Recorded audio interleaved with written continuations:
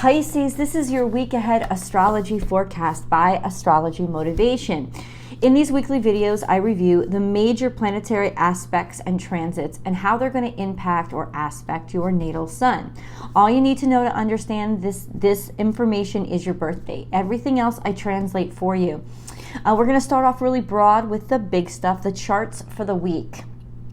And then I'm going to focus that down into Pisces specific information, and then I'll break everything down into the 3 decans of Pisces, which are groups of 10 degrees that help me focus on where your natal sun is, and based on that natal sun's position, what aspects it's forming to other planets, so I know how you specifically are going to be impacted, because no, not all Pisces are impacted the same. And yes, of course, there are other planets in your chart that certainly are impacting how your week is going to go.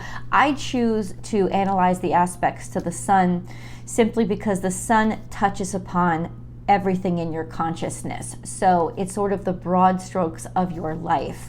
So let's go into the big stuff, shall we, Pisces? This is for the week of September 20th to the 26th, 2023.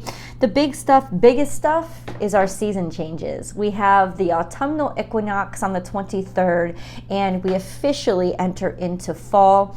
Also, this is when this is when the sun heads into Libra.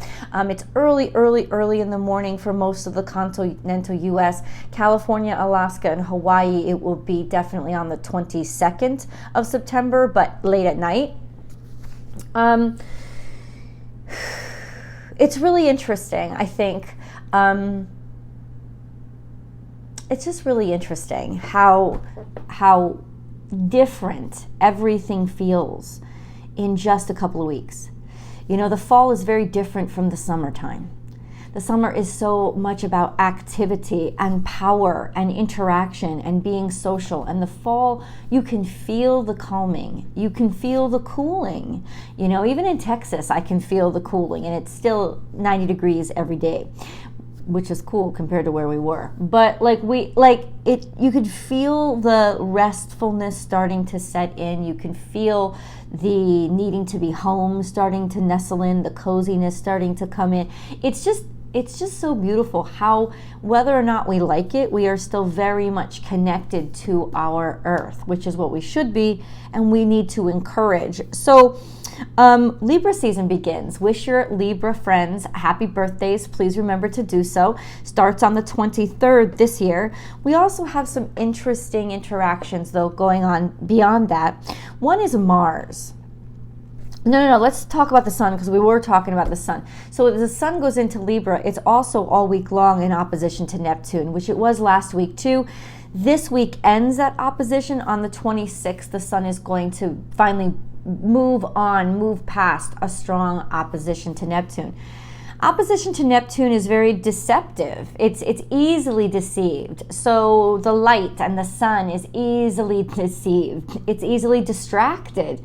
It easily believes fantastical things without any connection to intellect or rationality. So it could be a week where advantages are taken. Just to let you know. We also have Mars in opposition to Chiron, which can affect our self-esteem, our sense of ability to make things happen, our functionality as well, in terms of not can we do it, but how good are we at it, and how good do we perceive we are at it.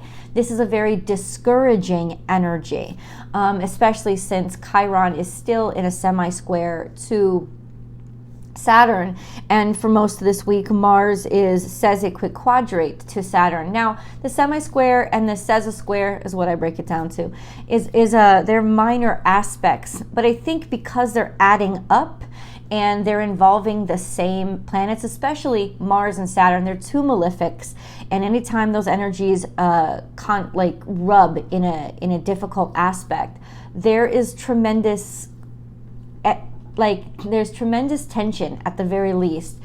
When Mars and Saturn are in a challenging aspect to each other, this is either pugilistic or completely oppressive. So it doesn't feel good. There's a tension there. There's a tension in the air, and with that opposition to the sun, this can be very distracting. This could be energy that makes us buy into fantastical crap even more. It just is. We could be easily bamboozled and distracted from what's really going on, simply because all of those afflictions to Mars and between Mars and Saturn can really make us feel like we have no other hope. There is no other way, and make a person fearful or desperate. You can pretty much sell them anything, and that's kind of the context for the energy this week. We do, however, have Mars sextile to Venus, which just means it's virile and horny. So that can be very beautiful energy, but in the context, it could also help to distract, right? It could also help to bring our minds to sexuality in a way that is not productive for us. Venus is very active. She is square to Jupiter through the 24th, but as of the 21st, she begins a square to Uranus. So between the 21st, 22nd, 23rd, and the 24th, she's square to both Uranus and Jupiter. What does this mean? Well, if you remember, we had this interaction just a few months ago when Venus was in retrograde, and now she's coming back to it going direct. What does it mean? It means decadence, indulgence, and stepping outside of the box, stepping outside of whatever restrictions or restraints you perceive are on you when it comes to finances or your romance, your sensuality, the things that you desire. So it could very well be very disruptive energy this week when it comes to relationships and value systems, because it's very rebellious and it's very indulgent while it's rebellious. So can this be fun and playful energy? Yes. If you're in a committed relationship, you're doing this together, you're growing together, and you give each other space and encourage each other's own identity and independence. But ultimately, that's not necessarily how everything is going to go. So it can be very disruptive and certainly distracting energy. Expect the unexpected there. She is sextile to Mars, so there's a lot of virility there. There's a lot of supercharged sexuality there. And then a trine to Chiron means we're making up for old mistakes. We're trying to heal the past, or we're trying to do better based on what we've learned from the past. And that's the one energy that is grounding this energy that makes me think this is all ultimately for healing. Of course, you can try a little bit too hard to heal as well and break things even further. So that's something I think we have to be conscious of. And then we have a Mercury a trine to Jupiter all week long. So that's a helpful energy, but no, I won't say that. It's a lot of blabbermouth energy. It's not a square, so that's good. There's a lot of energy, and there's a sense of we feel comfortable opening up, speaking, talking, and exchanging ideas. So that's really wonderful, but vetting the energy, vetting the conversation, vetting the information is still very, very important in context to everything else that's going on. Okay, let's go into Pisces specific information. So what do I look for with that?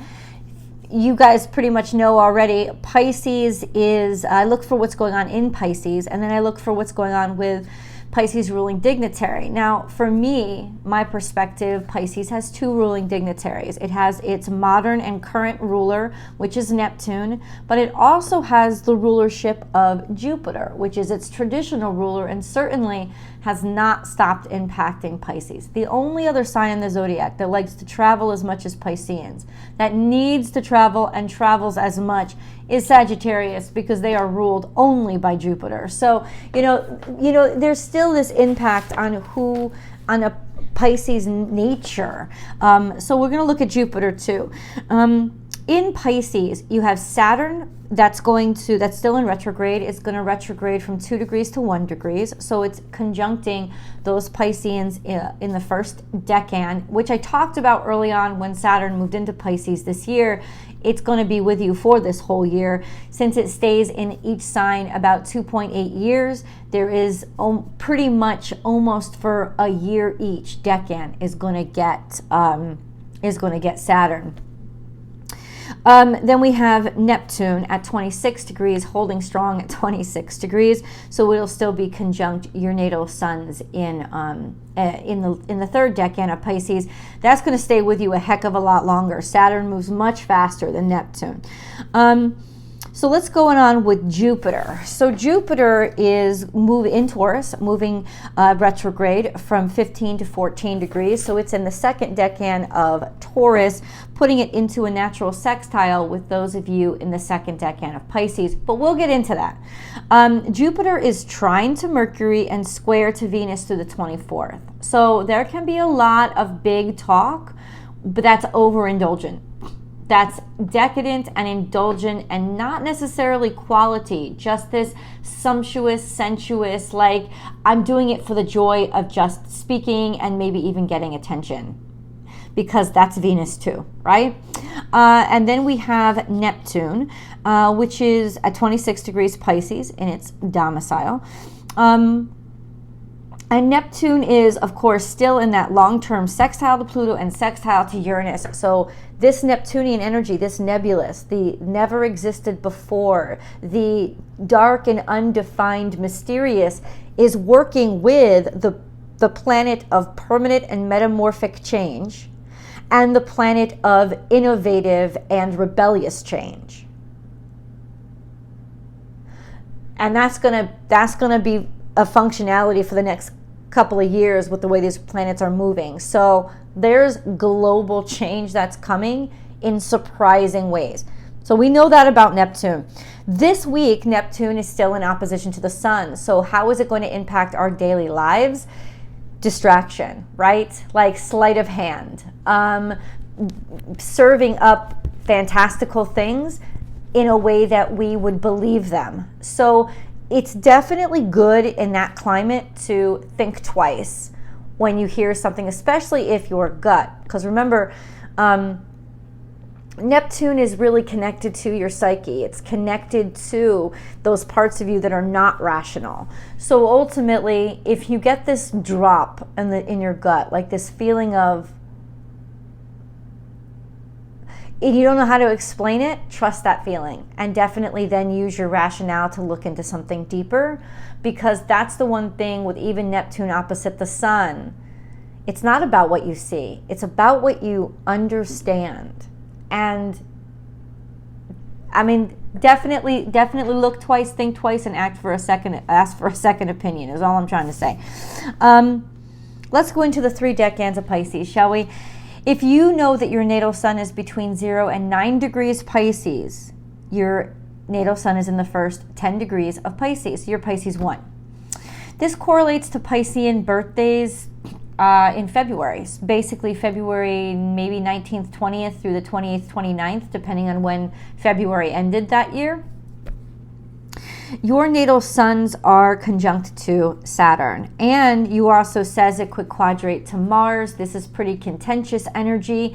This is discouraging energy. You may feel a little bit more oppressed, especially at work. You may feel a little bit more set upon or a little bit more unable to affect any change or any productivity. It's just an extra added pressure. It will be gone by the end of this week, but you could feel that way, especially because Saturn is in a long-term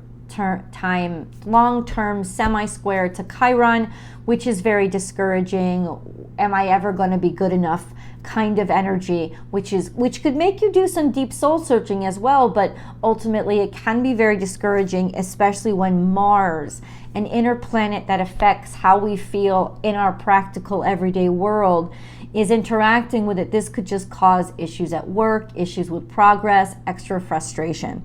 We also have Saturn trine the south node and sextile to the north node. That'll be true for another couple of months. That's actually going to help you create an energy of being future focused, an energy of, okay, I'm okay letting go of the past, and things that were once more uncomfortable to me are starting to become more attractive to me. and I'm looking in a different direction. And it is a good time for you to start exploring right now different options and opportunities for success, for growth, for different ways to be happy, different ways to be you, different ways to live your life, because it could be that the old way you've worn out and you might want to try some new stuff. Just an FYI. Yeah, so, and when I say new stuff, I gotta say this. I mean new jobs, new kinds of relationships, new friendships, new places to explore and travel. Like it's like the same old isn't cutting it anymore. You're starting to evolve, to be interested in and find opportunities in different ways through different channels, which is what you should be. It's part of your growth. Let's move on to Pisces 2. So if you know that your natal sun is located between 10 and 19 degrees Pisces, it's in the second decan of Pisces. You guys are Pisces 2. This correlates to birthdays between, say, March 1st and the 11th, in and around there. Your natal suns are, there's a lot of minor aspects for you guys. Your semi-square to the north node says a quick quadrate to the south node. This means tension in changing, struggle in changing, or feeling like you don't have a choice, or you're being spurred and agitated into making changes. Like you don't have a choice. You got to go that direction because things are frustrating you so badly. But it is also definitely a turning point in your life, a sense of at least curiosity about what used to really not be appealing to you at all, up for consideration. And then we have a quincunx to Mars and a quincunx to Venus, and that could create definite tension or just spurring you into action when it comes to your romantic partnerships, your relationships, or your sexuality in general. This just like irritation that's going to get you from within, almost like having a spur on your side, but both sides at once.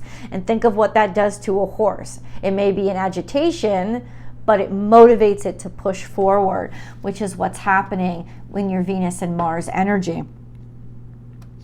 You have a sextile to Jupiter, which has been going on for a while, which is usually associated with luck and fortune, and definitely being able to know which direction to move in, know where the opportunities are going to be, or everything working out in the end anyway. And then a long-term semi-square to Pluto, which is really just, in a way, impacting you. It's like it's prepping you for permanent change. It's like you know that you're ready for it, but you're also bringing change to others. There's a more formidable energy to who you are, and people will perceive that and could be less comfortable with you than they normally would be, to be honest with you. So if you've been feeling more extreme reactions from people when you do what you perceive to be just being yourself, it's because of this interaction with Pluto. It's been around for a while. It's going to stay for a while. So just a while as in a couple years. So FYI.